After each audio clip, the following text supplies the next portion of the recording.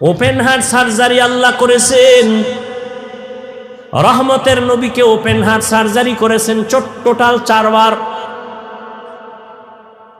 জবাব দিতেছিলাম নবীর কলবে কি ময়লা, ধুইলেন কেন?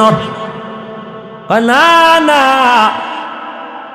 রহমতের নবী কি এমন এক জগতে নিতেছেন, ওই জগৎ সম্পর্কে নবী ওয়াকিফ না, ওই জগৎ টোটাল আলাদা।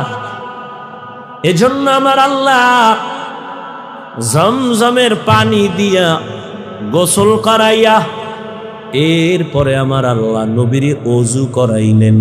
নবী বলেন আমি জমজমের পানি দিয়ে ওযু করলাম, আর ওখানে যাইতে গেলে ওখানের আবহাওয়া আলাদা, এই জন্য আগে একটু পাওয়ার ভিতরে ঢুকানো দরকার, আল্লাহ ঢুকাইয়া দিলেন।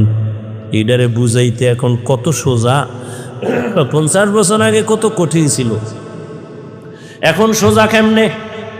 কয় যারা সৌদি আরব যাবেন টিকা লাগা, সরকার এখন আরো কড়া করছে, টিকার সার্টিফিকেট না নিলে ভিডা, ইনজেকশন লাগাও, কারণ আরবের আবহাওয়া বাংলাদেশের আবহাওয়া এক না, এজন্য তুমি ইনজেকশন নাও, তুমি টিকা লাগাইয়া ওখানের আবহাওয়া যেন তোমার শরীরের সাথে অ্যাডজাস্ট হয়ে যায়। আমার আল্লাহ নবীর কলবের মধ্যে আলাদা পাওয়ার দিছে, ওই আবহাওয়ার সাথে যেন অ্যাডজাস্ট হয়ে যায়, কষ্ট না হয়। নবী বলেন এবার আমি ওযু বানাইলাম জমজমের পানি দিয়া। এজন্য অনেক ওলামায়ে কেরাম বলেছেন জমজমের পানি কাউসারের পানির থেকেও দামি। রহমতের নবীকে সাহাবায়ে কেরাম প্রশ্ন করলেন, ইয়া রাসূলুল্লাহ জমজমের কূপের তলা কই?